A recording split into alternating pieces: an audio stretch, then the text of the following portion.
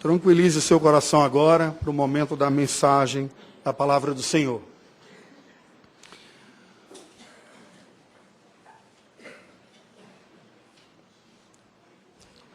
Eu sou uma pessoa da cidade, nascido e crescido em uma cidade de porte médio, no estado da Paraíba, Campina Grande. Uma cidade que, apesar de estar no estado mais pobre da Federação Brasileira, mas desfruta de algumas peculiaridades, entre elas ser uma cidade politécnica, um centro de referência em tecnologia. Isso me formou e faz com que eu me identifique muito com a vida urbana. Gosto da cidade, da confusão da cidade, da loucura da cidade, da quantidade de gente que tem na cidade. Eu não tenho aqueles saudosismos de algumas pessoas de ficar pensando lá no campo, né, ou na roça, como se aquilo fosse a melhor coisa que tem. Cada ambiente tem os seus lugares. E tem as suas vantagens e tem as suas desvantagens. Entretanto, nesta manhã, eu gostaria de começar pensando com vocês sobre isto. O que os grandes centros oferecem para a humanidade, que fez com que ao longo da história da humanidade fosse ocorrendo esta migração, especialmente no último século, que pela primeira vez na história da humanidade é constatado que a maior parte da população está nos centros urbanos e não na zona rural. Somos mais de 7 bilhões de habitantes espalhados pelo planeta Terra, num crescimento de urbanização assustador, capitaneado pela China, cujos números são sempre gigantescos, e que cidades em poucas décadas saltaram de pequenas vilas para cidades com milhões de habitantes. O que leva uma pessoa a deixar aquela realidade rural numa vida aparentemente mais tranquila, próximo dos seus parentes, em contato com a natureza, para ir para os grandes centros, muitas vezes estigmatizados como realidades do mal, da desumanidade ou da desconstrução da própria humanidade. Poderíamos dizer com certeza com mais e melhores oportunidades de trabalho que os grandes centros oferecem. Embora estas oportunidades se apresentem também com explícitas exclusões e indiferenças sociais, porque vamos ficando meio que anestesiados aos problemas que cercam os centros urbanos. Uma das coisas que me chamou a atenção ao regressar ao Brasil agora e voltar a viver aqui em Belo Horizonte é como aumentou significativamente o número de pessoas em situações de rua na cidade de Belo Horizonte. Não há uma marquise nessa região central que não seja ocupado embaixo à noite por pessoas que estão sem uma casa. Exclusões, indiferenças, frustração, muitas vezes, quanto aos sonhos de sucesso na vida. Pessoas que deixaram realidades outras do interior, de uma vida mais campesina, na esperança de encontrar uma realidade melhor nos grandes centros, e não foi assim que foram recebidos pelos grandes centros. A sensação de abandono que a humanidade tem experimentado, e pasmem, de solidão. Vivendo em contextos de milhares e de milhões de pessoas, o homem contemporâneo tem experimentado a solidão como nunca. Estas coisas devem nos levar a perguntar para nós mesmos, sobre a nossa própria vida, o que Deus está querendo com a minha vida. De uma forma mais particular, pensar o que Deus está fazendo com a minha vida ao me constituir aqui, um cidadão belo-horizontino. Aqui eu vivo, é essa cidade que eu construo a minha vida.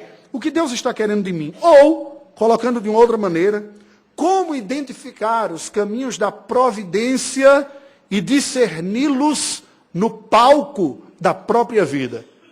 Como identificar os caminhos que a providência divina estão trazendo para nós? Eu lhe convido a abrir a palavra do Senhor no livro do Gênesis, capítulo 46, para que nós acompanhemos a narrativa de Jacó, agora já chamado de Israel, quando perguntas semelhantes poderiam ter vindo ao seu coração, deixando para trás uma realidade mais campesina, lá do interior da terra prometida, e se dirigindo agora a um grande, o maior centro urbano do mundo na época, que era o Egito Antigo. Obras arquitetônicas faraônicas que resistem até os dias de hoje, que de longe se contemplava a capacidade humana de produzir, de construir tecnologia, ciência, medicina, tudo isso sendo desenvolvido no grande centro urbano da época, que era o Egito Antigo. Acompanhe a leitura que passo a fazer do versículo 28 do capítulo 46 até o verso 12 do capítulo de número 47. Jacó enviou Judá adiante de si a José para que soubessem encaminhá-lo a Gósen, e chegaram à terra de Gósen. Então José aprontou o seu carro e subiu ao encontro de Israel, seu pai, a Gósen. Apresentou-se, lançou-se-lhe ao pescoço e chorou assim um longo tempo. Disse Israel a José: já posso morrer, pois já vi o teu rosto e ainda vives. E José subiu a seus irmãos e à casa de seu pai. Subirei e farei saber a Faraó, e lhe direi: meus irmãos e a casa de meu pai, que estavam na terra de Canaã, vieram para mim. Os homens são pastores, são homens de gado, e trouxeram consigo o seu rebanho e o seu gado e tudo o que têm. Quando, pois, Faraó vos chamar e disser: qual é o vosso trabalho?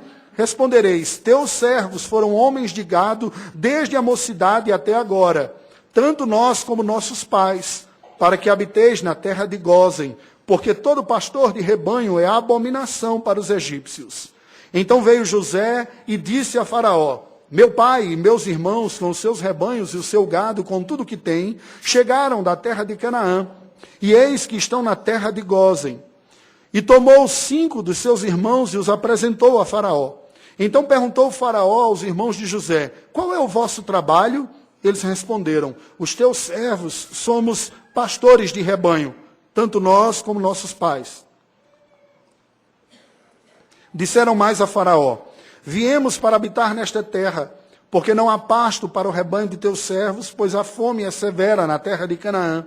Agora, pois, te rogamos, permitas habitem os teus servos na terra de Gósen. Então disse Faraó a José: teu pai e teus irmãos vieram a ti. A terra do Egito está perante ti.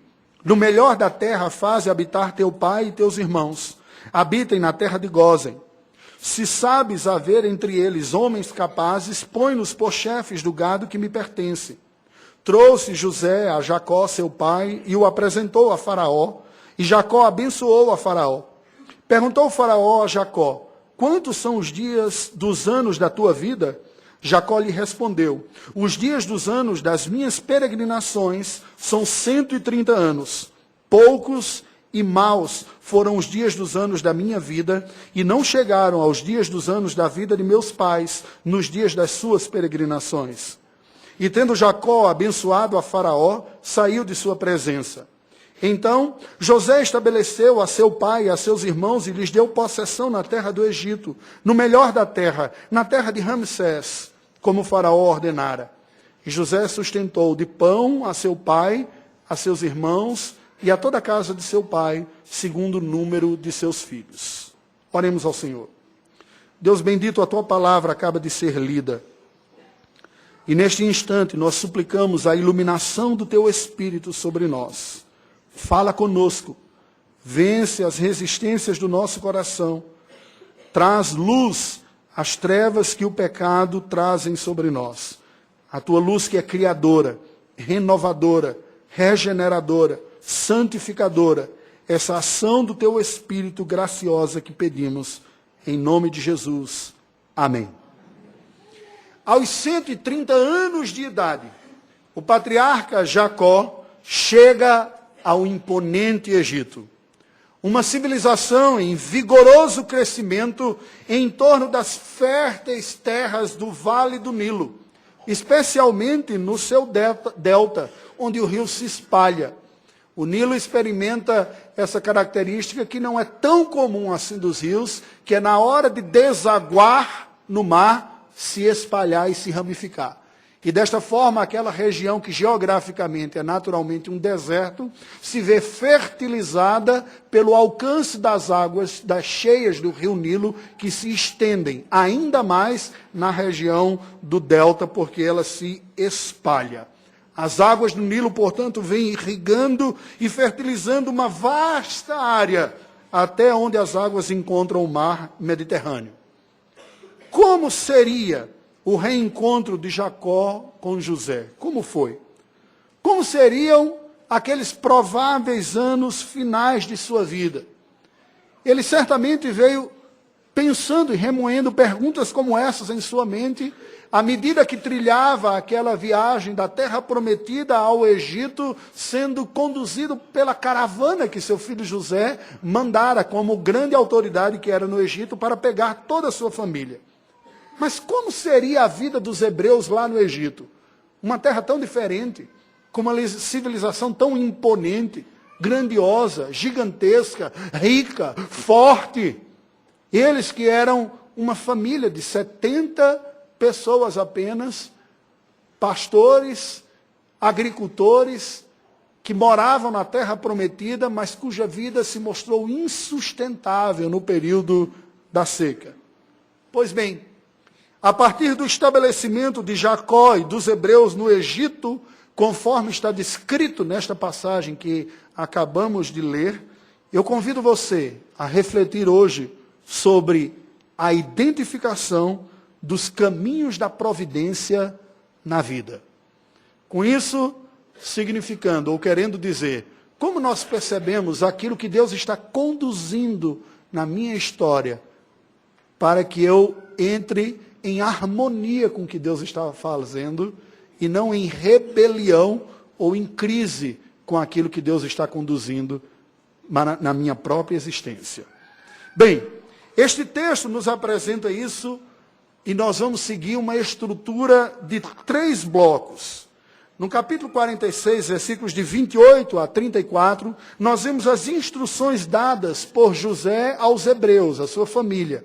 Ele que já vivia no Egito há mais de uma década, lá estava, e que conhecia aquela realidade, dá algumas instruções para os seus familiares aqui. No capítulo 47, os versículos de 1 a 6, nós vemos as condições dadas pelo faraó aos hebreus. O próprio faraó, o rei do Egito, chega e dá algumas palavras para esses hebreus recém-chegados, os familiares de José. E por fim, nos versículos de 7 a 12, nós vemos a bênção que envolveu o faraó e os hebreus. E a partir destes 3 momentos, nós vamos refletir sobre a identificação dos caminhos da providência na vida, sob a seguinte pergunta: como identificar na vida os caminhos da providência através, primeiro, das instruções dadas por José aos hebreus. Isso está descrito nos versículos de 26 a 38. Veja, nos versículos de 28 a 30, nós vemos Jacó e José tendo esse reencontro bastante emotivo lá em Gósen, já nos limites da terra do Egito. Jacó veio há poucos dias atrás a uma sequência de uma caminhada de 40 dias, portanto, há pouco tempo atrás, ele sabia ou imaginava que o seu filho José estava morto. E ele toma o conhecimento de que ele não só estava vivo, mas que era a maior autoridade do mundo abaixo do faraó. Era uma espécie de chanceler ou premier, ou primeiro-ministro do Egito antigo naqueles dias, e que havia mandado uma escolta para trazer a sua família. A palavra de Deus nos diz, no versículo 29, que ao apresentar-se Israel ao seu pai, o pai de José, e José, ao ouvi-lo, lançou-se ao seu pescoço e chorou por um longo tempo. Imagina este reencontro do filho que Jacó imaginava ter morrido, e do próprio José, o filho amado, agora reencontrando o seu pai, abraçados e chorando por um longo tempo. O impacto daquele reencontro foi tão grande que Israel chegou mesmo a dizer: eu já posso morrer porque eu vi o teu rosto e tu ainda vives. Certamente aqui tem um elemento positivo muito forte na importância que Jacó dava ao seu filho José, uma preferência explicitada que era dada aqui também. Existe um elemento positivo, mas nós podemos também dizer que por essa diferenciação há um elemento não positivo aqui também, né? Assim, a razão da minha vida, num certo sentido, está muito focado neste meu filho José. Mas é inegável o impacto do encontro e a importância desse encontro na vida de ambos, não é verdade? Um reencontro depois de mais de uma década de anos. Ele saíra adolescente e agora era um homem formado com seus 30 e poucos anos. Nos versículos de 31 a 34, nós vemos então algumas instruções que José dá à sua família. Instruções estratégicas e providenciais sobre a identidade pastoril do povo hebreu, falando, olha, quando vocês forem falar com o faraó e forem apresentados, não se esqueçam de falar da atividade que vocês têm, atividade pastoril, para que sejam encaminhados à terra de Gósen, onde, simultaneamente, vocês experimentarão uma terra fértil para o gado, mas estarão também protegidos de uma assimilação mais profunda pelos egípcios e pela cultura egípcia. Destaque isso. Qual é a ideia que está sendo comunicada aqui? Preste atenção.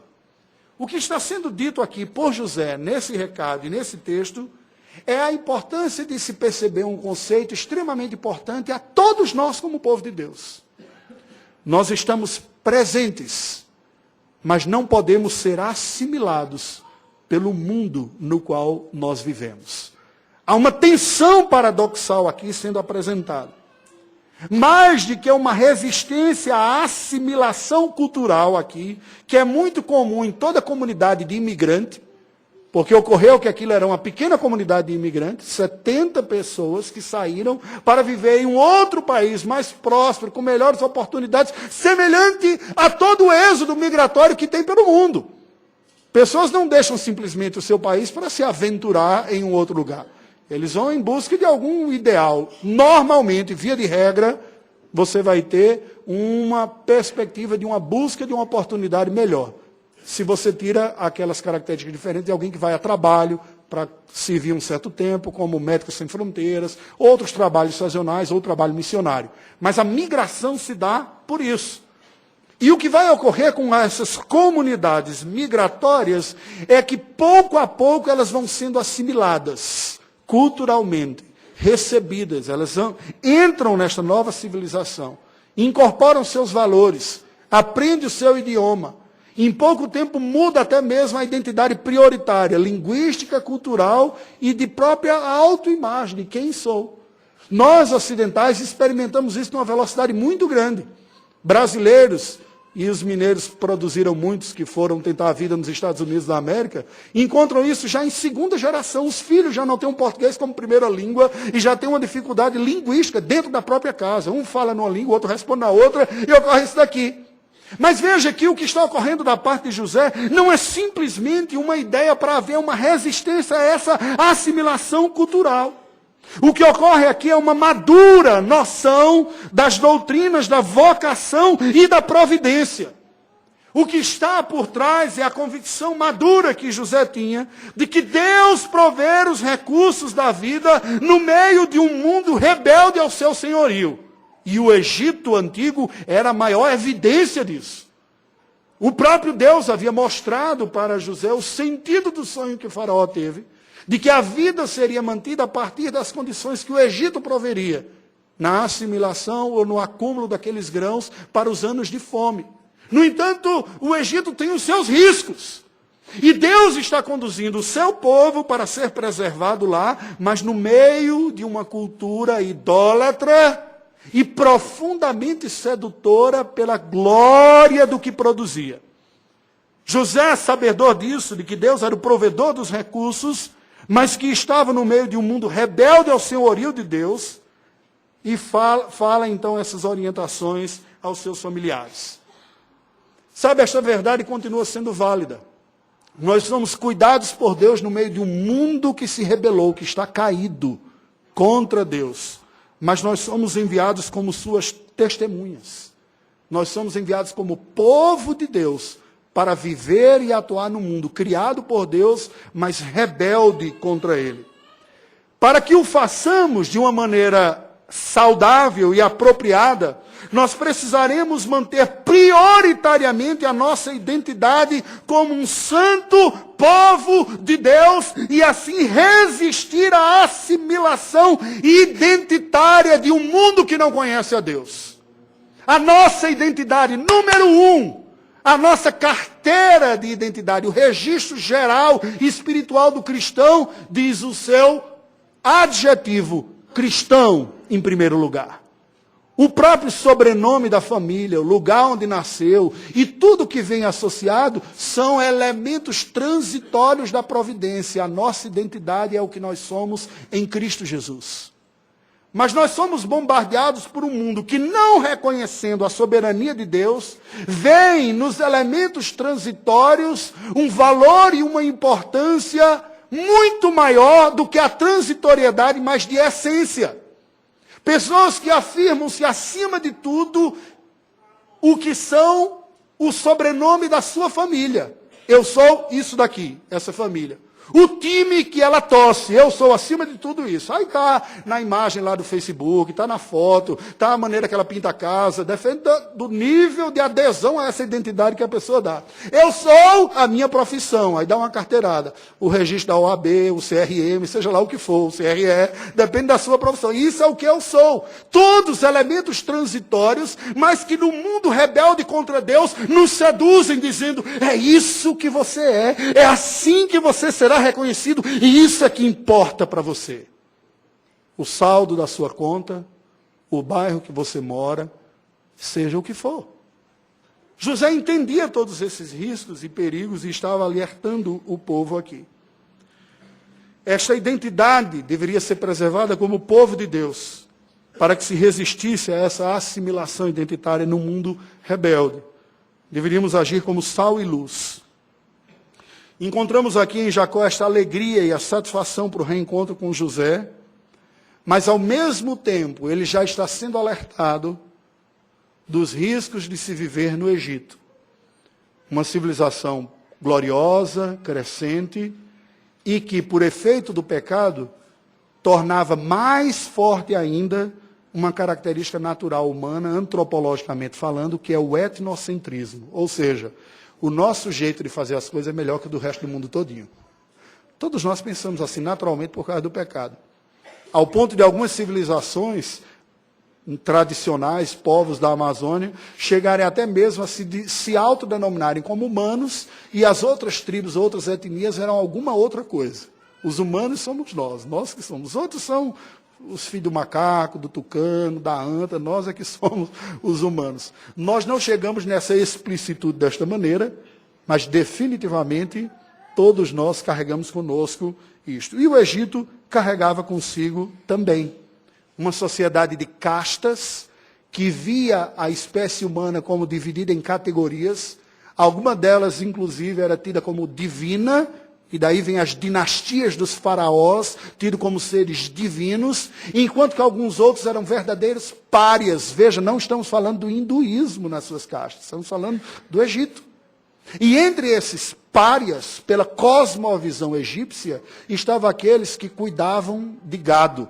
Era considerado um trabalho indigno. No nível muito mais profundo do que preconceituosamente nós podemos olhar para os garis, aqueles que limpam as nossas ruas. Na nossa cultura, prejudicada pecaminosamente por uma visão equivocada do trabalho. Não países que tiveram uma cultura redimida pelo Evangelho e que vê a dignidade do trabalho na honradez do trabalho em si, e não na graduação, no currículo Lattes que a pessoa tem. Mas aquilo que é importante e legítimo é digno. E aí você vê pessoas que trabalham com trabalhos menos dignos, levando uma vida tão digna quanto aqueles outros que trabalham com mais dignos. Isso é uma contribuição do Evangelho. Só abrindo um parênteses aqui, para a gente pensar. Vamos voltar para o Egito. Então, dentro daquela realidade lá do Egito, havia isto. O que nós vemos aqui é que, para que nós respondamos a esta pergunta, como identificar os caminhos da providência através dessas instruções dadas por José aos hebreus, nós respondemos primeiro, guardando a instrução da presença santa sem assimilação identitária. Guardamos a instrução, todos os dias, de que nós devemos viver a vida como uma presença santa de Deus, onde estivermos, mas sem sermos assimilados com outras identidades, que o mundo tenta nos impor como mais importante do que aquela que nos define como novas criaturas em Cristo Jesus. Sigamos. Como identificar na vida os caminhos da providência, agora através das condições dadas pelo faraó aos hebreus. Versículos de 1 a 6, acompanhe. Nos versículos de 1 a 2, nós vemos que José apresenta 5 dos seus irmãos que já estão alocados na região de Gósen. A região de Gósen está a nordeste de onde era o centro urbano lá do Egito Antigo.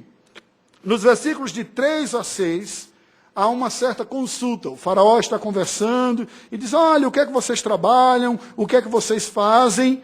E já tendo sido orientados por José, então os irmãos de José dizem, olha, nós somos pastores, é assim que a gente vive a vida, nós cuidamos de gado. E aí vai desde o gado miúdo, a ovelha, e o bode, a cabra, até o gado maior, a vaca e o boi mesmo. Né? O gado como todo. Nós somos isso, é isso que nós fazemos, fizemos isso a vida toda. E por isso te pedimos que me permita-nos viver na região de Gósen, porque tem pasto, isso não é uma atividade muito benquista por vocês. Após essa consulta e a resposta hebreia, o faraó autoriza os hebreus a irem viver na região de Gósen. O que nós aprendemos aqui? Trazendo para nós. Nós aprendemos um conceito de provisão sensível. Em uma sociedade de castas, como a sociedade egípcia, é importante, ou seria importante, saber onde alocar-se. Porém, com a valorização dos olhos da fé. Preste atenção, porque isso não é fácil. Não é fácil. Quem conviveu com imigrante, e já foi, eu tive a experiência de ser, e não for bobo, de ficar encantado com a vida de imigrante, perceberá que mesmo os imigrantes, em nações supostamente acolhedoras, que dizem, olha, nossa formação é formada por imigrantes, venham, vocês são bem-vindos, nós somos formados assim, o continente americano todo é assim. Não há nenhum país que oficialmente tenha uma língua que seja nativa do continente americano, é tudo língua europeia, à exceção do Paraguai, que usa o Guarani também, junto com o espanhol, que era a língua nativa. Um território de imigrantes, podemos dizer assim, que formou essa civilização. Mas mesmo nestes países, em que democraticamente se recebe, existe uma lei não explicitada, mas socialmente experimentada, de que aqueles que chegaram na última hora ocupam os postos da borda. Aqui onde as coisas estão estabelecidas é para quem já construiu, para quem estabeleceu um currículo, para quem construiu a sua história aqui e domina os meios de comunicação, de linguagem, de tudo mais, em países democráticos. E neste sentido, muitos deles, nós não conseguimos perceber isso de uma forma muito forte, porque nós somos uma das poucas nações do mundo em que a miscigenação é experimentada num nível muito profundo. Países próximos a nós, como o Chile, que foi o que provocou todo o nosso sonho missionário, a gente ia para lá. Se você visita Santiago do Chile, você vai perceber que os próprios bairros da grande Santiago são verdadeiros demarcadores do seu status ou do extrato socioeconômico que você ocupa. Onde você mora? Eu vivo em La Reina. É uma coisa. E no setor oriente, El Chicureo, que é onde haveríamos de plantar uma igreja lá. Então existe toda uma casta. Isso diz respeito a uma abordagem pecaminosa manifesta na estrutura social que nós temos. De medirmos e qualificarmos as pessoas por valores que nós construímos e os valorizamos, e não por aquilo que Deus deu. É preciso ter essa sabedoria de perceber que mesmo no meio da providência do que Deus me tem dado, eu sei qual lugar que eu me aloco nisso daqui, mas a minha autoimagem não é definida pelos critérios socioeconômicos, culturais ou linguísticos que a sociedade rebelde contra Deus diz que eu sou. Entenderam? Nós estamos chegando no Egito, nós somos o quê? Pastores. São os párias. Fica ali junto com o gado. Espera aí, aqui é o lugar que a gente vai ocupar para viver, para trabalhar. Mas nós somos o povo de Deus. Nós somos amados pelo Senhor e resgatados pelo Senhor. Nós temos esta identidade definidora em nossa própria vida. Portanto, nós discerniremos os caminhos da providência divina quando estivermos atentos aos lugares e às oportunidades da providência. Porque essas construções socioeconômicas, culturais, estruturais que o homem criou, não são leis dadas por Deus, são critérios humanos. e não são definidoras de quem nós somos. Se você tiver condições de crescer, de melhorar, o faça. Aproveite. Não tenha medo. Ascenda sócia e economicamente como José fez, chegando ao pico daquela sociedade, sendo ele filho de pastor e do que era? Daqueles mais desqualificados na casta egípcia, porque Deus assim o quis e deu oportunidades. Eu já conversei com alguns jovens em aconselhamento no gabinete, gente que estava com receio de algumas oportunidades na vida, e eu falei o seguinte: quem não abraça por medo é covarde. E a Bíblia diz que o covarde não herda o reino dos céus. Me incomoda muita covardia em nome de prudência que eu vejo por aí, inclusive na igreja. Agora, a autoconfiança é o pecado oposto. A ideia bíblica é o conceito de mordomia. Sou o que Deus quiser que eu seja, não há limites. E as oportunidades que a providência me der, aproveitarei piedosamente. A minha identidade é povo de Deus. Agora, os lugares que eu poderei ocupar e a diferença que eu poderei fazer são aqueles que Deus, na sua providência, me deu a oportunidade. E eu não temerei. Ele está comigo. E eu serei, farei e ocuparei o lugar que a providência me der. Sabendo que não serão nem mesmo esses lugares que me definirão como pessoas. Eles são como roupas que nós vestimos. Elas são transitórias e elas servem para dar viabilidade à vida. Elas não nos definem. Embora tem gente que procura se definir pela etiqueta da roupa que usa, né? Ou a marca do calçado que veste. Sigamos. Preste atenção. Tem um outro alerta importante que eu gostaria de fazer para os irmãos nesta manhã. Este mundo que nós vivemos não é mais o mesmo mundo do século passado. Nós estamos em 2019. Não é mais o mesmo mundo de décadas passadas. E uma igreja histórica e tradicional como a nossa tenderá a ter mais dificuldade de perceber as mudanças estruturais da sociedade, porque nós caminhamos quase que num vácuo de tradução, numa espécie de inércia de tradução. Nós seguimos sem perceber o que está acontecendo.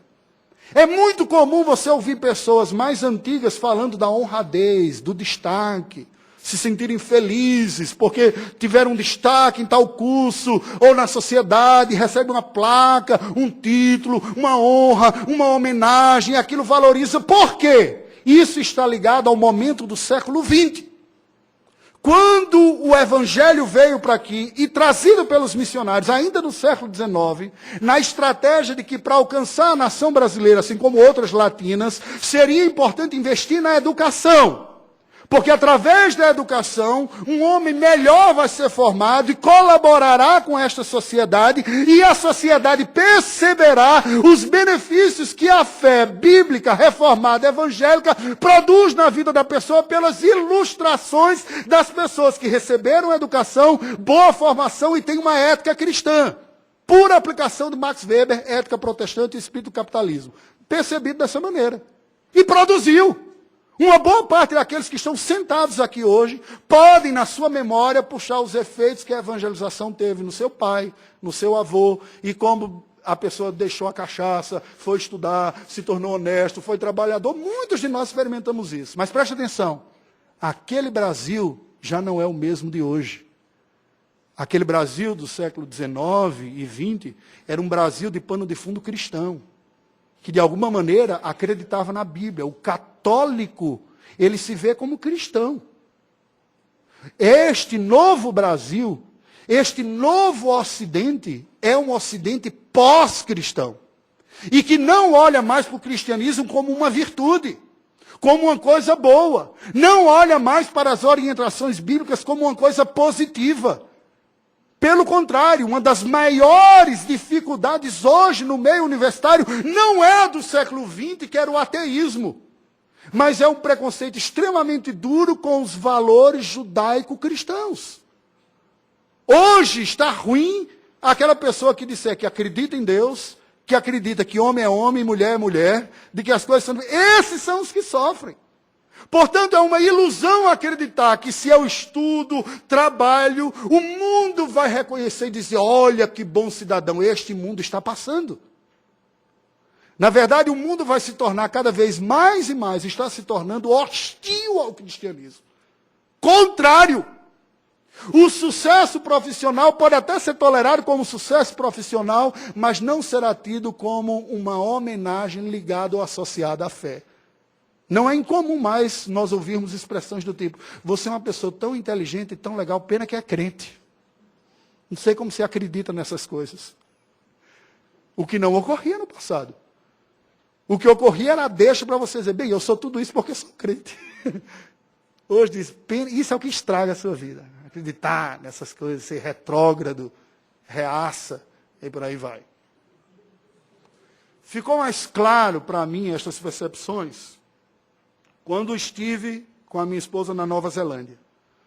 Um país pós-cristão, que segue o padrão europeu, e vi no meio da igreja famílias com a piedade que me inspiraram. Eu disse, eu queria ter uma fração da piedade dessas famílias na minha própria vida e na minha família. E o que eu percebi? Todas elas conseguiram manter uma identidade cristã e uma piedade porque assumiram uma identidade antinacional. O que nós somos, em primeiro lugar, é cristãos. O nosso mundo está se perdendo. A nossa nação está virando as costas contra Deus. É impossível olhar para o sucesso educacional e profissional como sendo simplesmente uma coisa boa. Nós temos que voltar para a base e fortalecer a base da nossa própria família. E fizeram isso. Algumas poucos, aquele pequeno grupo de resistência que lá estava e que tive a oportunidade de conhecer. Como então nós identificamos no caminho das providências, o caminho da providência a partir dos versículos de 1 a 6? Como? Preste atenção. Ocupando piedosamente os lugares e as oportunidades. A piedade é que marca. Não é a visão secularizada do sucesso, seja lá o que for. E preste atenção. Mas sem ufanismo. Sem achar que agora a vida vai ser maravilhosa. Agora que eu ocupei tal lugar, eu vou ser honrado. Os tapetes vermelhos vão passar para mim. Todo mundo vai me honrar. Não vai. O Senhor Jesus diz, vocês são como ovelhas enviadas por meio de lobos. Aquele que quer a honra e a distinção não está percebendo que o mundo não é amigo assim do que Deus está fazendo, do que Deus faz. Ele é inimigo. E nós não somos mais um ocidente de valores cristãos. Nós somos um ocidente pós-cristão e aqueles que ainda têm estão caminhando para isso. Isso está claro na mídia, nas séries que nós assistimos na TV, nas leis que são votadas. Acordem! Não haverá esse louvor mais para a igreja. A igreja tem que marcar sua identidade em Cristo. E por fim, mais uma vez, como identificar na vida os caminhos da providência? O terceiro aspecto, através da bênção que envolveu o Faraó e os hebreus. Versículos de 7 a 9. Apresentado a Faraó, nós vemos um dado curioso aqui. Jacó abençoou Faraó. Ele chegou, ó, esse aqui, José falando, esse aqui é meu pai, Jacó, esse aqui é o Faraó, né? Nós vemos os versos de 7 a 9. O texto nos diz então, e Jacó abençoou a Faraó, no verso número 7. E o Faraó perguntou, quantos anos você tem? Né? Quantos são os anos da tua vida? Jacó dá aquela resposta meio tristinha, né?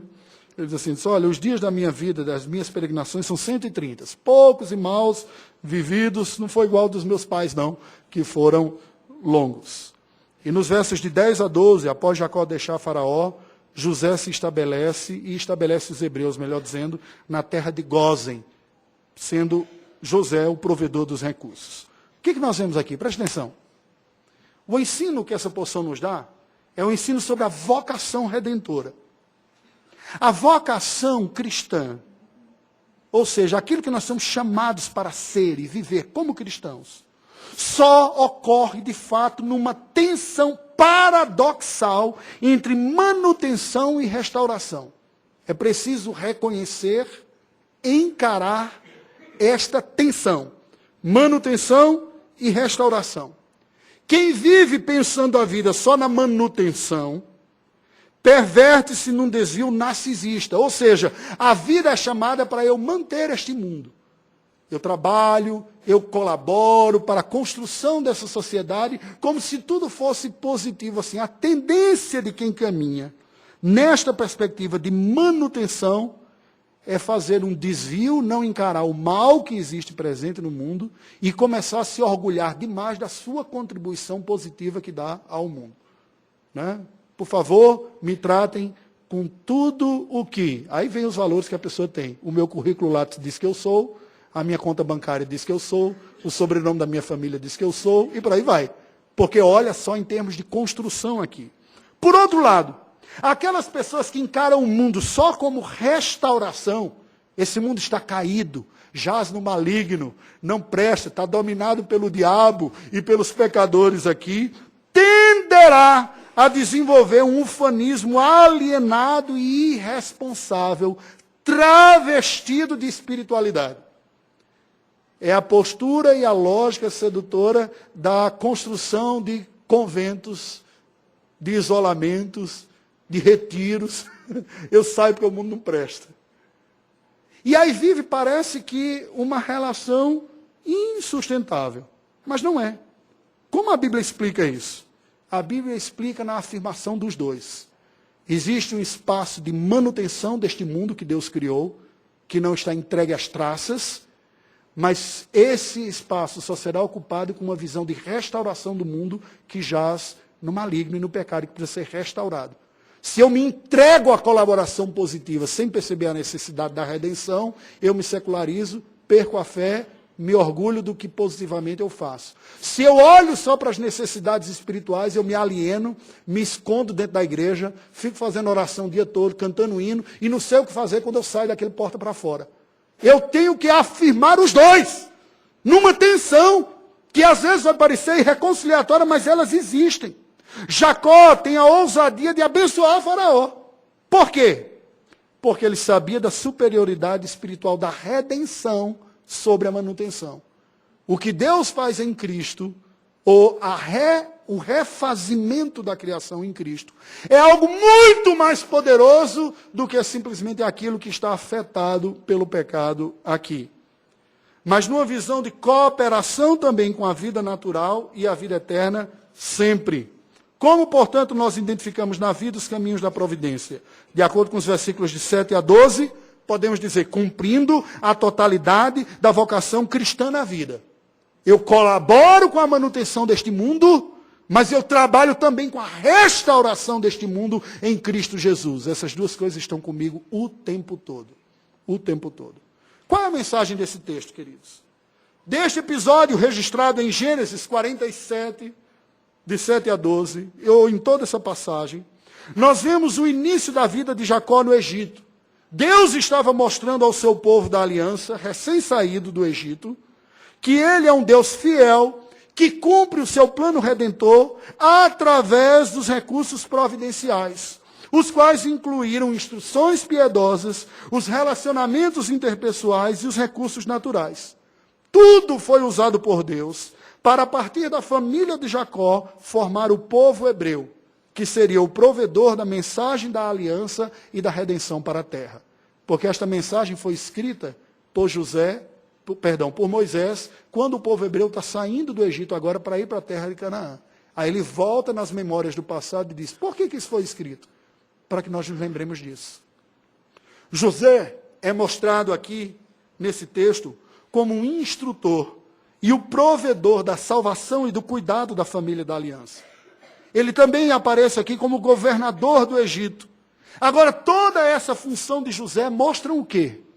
Mostra um padrão de Deus de lidar com o seu povo e de cuidar do seu povo, provendo instrução, provisão, condições e salvação. E neste sentido, José aponta para o outro que foi melhor instrutor, para o outro que foi melhor provedor e o outro que foi melhor redentor do que ele, Jesus Cristo.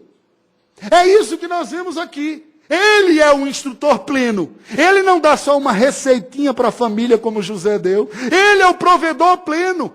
Ele é o capacitador pleno que disse, sem mim nada podeis fazer. Esta realidade aqui nos aponta para Cristo, o nosso instrutor, o nosso redentor, o nosso provedor. Não é sua inteligência ou sua habilidade que provê. Esse é o meio que Cristo usa para prover você. O recado desse texto aqui é o seguinte. O povo de Deus deve estar atento aos caminhos da providência. Sendo assim, você deve buscar se identificar e desenvolver a sua vida na plena vocação cristã, ao reconhecer as legítimas provisões dos recursos divinos, ao administrar tais recursos visando o bem comum e a redenção do próximo, e ao cumprir esta missão com a consciência de ser apenas um mordomo no reino de Deus, preservando a identidade pactual em Gósen, não é lá no Egito, mesmo vivendo no Egito. Concluindo, como identificar na vida os caminhos da providência? Pois bem, enquanto nós seguimos na vida enfrentando lutas e dificuldades, Deus está executando na história o seu plano redentor. O cenário da vida de todos nós, que às vezes parece não ter sentido algum, é montado pelo soberano Deus, visando, acima de tudo, a preservação e a expansão da sua igreja sobre a face da terra, em santidade e na dependência dele. A sua vida, assim como a minha vida, e a providência divina nela, não dizem respeito à realização dos nossos sonhos, de construção de reinos pessoais, trabalho, família, sucesso, reconhecimento. Não dizem respeito a isso. De facilidades, prazeres e sucesso em nossa biografia. Tem muita gente, até crente, que acha que é isso aqui. A prova da bênção de Deus na minha vida é que eu sou bem-sucedido em tudo o que eu faço. Tolo. Antes, o enredo divino, para que cumpramos a nossa santa vocação, incluirá tanto sucesso quanto fracasso, alegrias e tristezas, prazeres e agonias, tudo seguindo o propósito maior de se tornar instrumento mais eficaz para manifestar a glória da graça de Deus em Cristo, primeiramente experimentada por nós mesmos, e depois, através da nossa proclamação, àqueles que estão de fora deste pacto, para que sejam incluídos. Aí eu pergunto para você, a sua vida aponta evidências de uma piedosa administração dos recursos divinos? A sua identidade é de um santo mordomo da graça de Deus? O que marca a sua identidade? O que as oportunidades da vida significam para você? Curva a sua cabeça, vamos orar ao Senhor Deus. Deus bendito, nós estamos diante da Tua presença nesta manhã. Queremos Te render graças pela Tua provisão, pelo Teu cuidado para conosco, em Cristo Jesus. Te agradecemos pelas oportunidades que Tu nos dás na vida, mas Te pedimos que pela Tua misericórdia e compaixão, Tu não permitas que nenhuma destas oportunidades ocupem o trono da nossa existência. Que não sejamos marcados pelas identidades transitórias da vida, mas que sejamos preenchidos, marcados e satisfeitos pela identidade permanente da fé em Cristo Jesus. Ajuda-nos a sermos mordomos eficazes do Teu reino em nossa geração, enxergando nas oportunidades da vida as condições de servir a Ti e servir ao próximo. Mas ajuda-nos a encarar esta vida como ela de fato é, com suas oportunidades e ameaças, com suas possibilidades, mas os seus riscos também, para que não nos encantemos com a vida debaixo da terra, mas desfrutemos desta vida com os olhos postos na eternidade. Te louvamos pelo Teu Filho Jesus Cristo, Salvador de pecadores como nós. Livra-nos da sedução, da construção dos nossos reinos pessoais e faze de nós súditos do reino eterno do Senhor. Oramos em nome de Jesus. Amém.